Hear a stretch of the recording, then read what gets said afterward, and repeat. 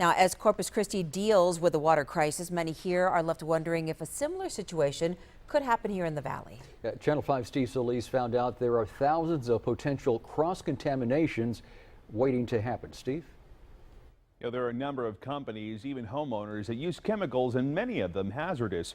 But it's what must be used to keep what they're storing out of your drinking water. Keeping the water safe is the top priority in the city of McAllen. We test every single day out in our system, and we test an hourly basis within our own plant system before the water actually even hits the distribution system.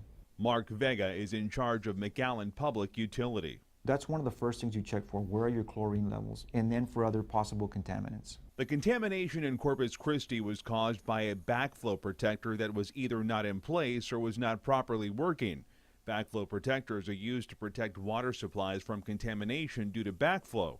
The state says any water customer who has a possible cross-contamination point must have a backflow preventer. So if you have an automatic sprinkler system, let's say, irrigation system, a pool, those kind of things, obviously a commercial business that deals with chemicals, hazardous chemicals, it's required to have a backflow preventer. Vega says there are more than 10,000 water customers in McAllen who use backflow preventers. He says their operation is crucial to keeping water safe. When that backflow preventer fails, there's nothing to prevent that contaminated water to reach the public water mains. And once it reaches the public water mains, then it's out in the distribution system.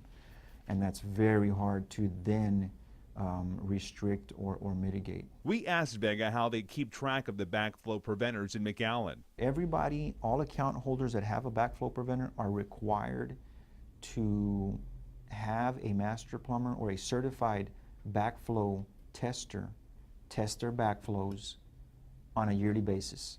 And once that certification is complete, they hand that into our department so that we can log that in and register that. Between monitoring and testing, Vega says clean water is what his team strives for. There's somebody working at a water plant 24 hours a day, 7 days a week, 365 days a year to make sure that that water quality is the highest and safest water possible for the citizens of McAllen.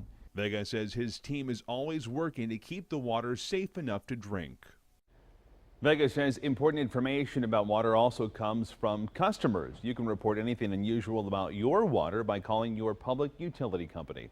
Live in the Channel 5 News Studio, Steve Solis, Channel 5 News at 10.